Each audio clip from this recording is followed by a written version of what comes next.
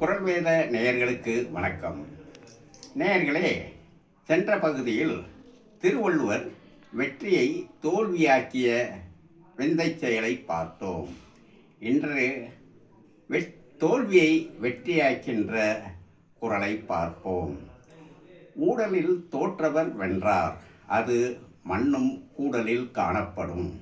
ஊடல் என்பது கணவன் மனைவி இருவருக்கு இடையே நிகழ்வது.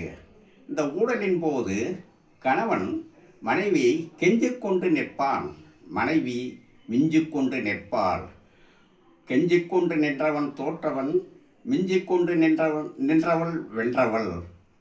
ஆனால் இவள் உண்மையிலே வென்றவள் தானா?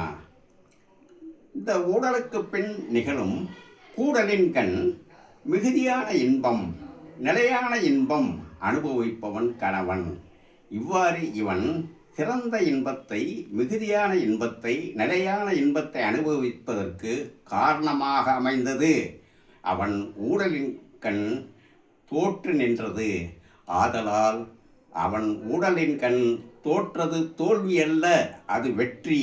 அவ்வெற்றி ஊடலுக்கு பின் நிகழும் கூடலின் கண் காணப்படும், அது மண்ணும் கூடலில் காணப்படும் என்று சொல்கின்றார்.